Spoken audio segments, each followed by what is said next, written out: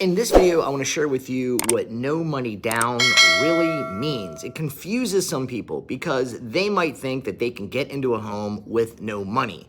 So let me just clarify that no money down doesn't necessarily mean no money out of pocket, even though it can. So that's what I want to go over here. Now, the first thing to understand is, yes, you can purchase a property with no money down. However, you're still going to need some money. And what that means basically is you're going to need money for an EMD, which is earnest money deposit. That's the money that when you go to ratify the contract or submit an offer, it shows the seller that you're serious. It's typically 1% of the purchase price. So for example, if it's a $300,000 house, it's $3,000. That can vary. Your agent that you're working with, if you're working with an agent, could recommend more or less depending on the demand of the property. But that's something really important to keep in mind. So the earnest money deposit, the other money that you're gonna have to front, again, keep in mind, you might be buying a house with no money down, but you're gonna need an appraisal. And typically you pay for the appraisal ahead of time, unless it's a VA loan where that is going to be rolled into or a part of the closing costs that you will pay for at settlement. But if it's an FHA or conventional loan, you typically pay for that in advance, unless there's some special offer that the lender is doing where they front the money for you, which is possible. But I'm just saying most of the time you're going to put up that money. And the other thing is the home inspection.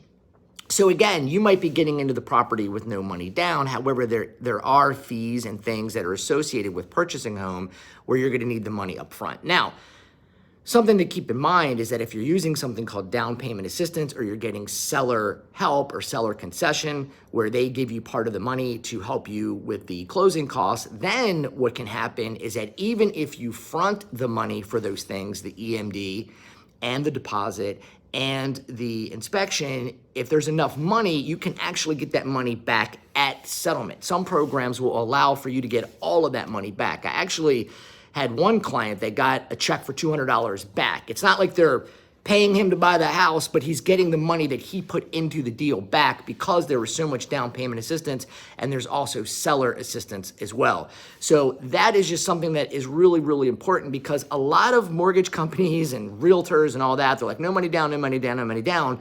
And that's cool, but that might confuse some people because you're like, well, wait a minute, I thought I didn't need any money. And really, honestly, if you're purchasing a home, you should have some money. Yes, is it possible to get into a home with no money? Here's the thing you have to understand.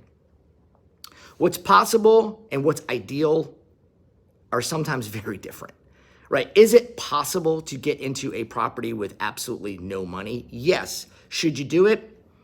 Probably not.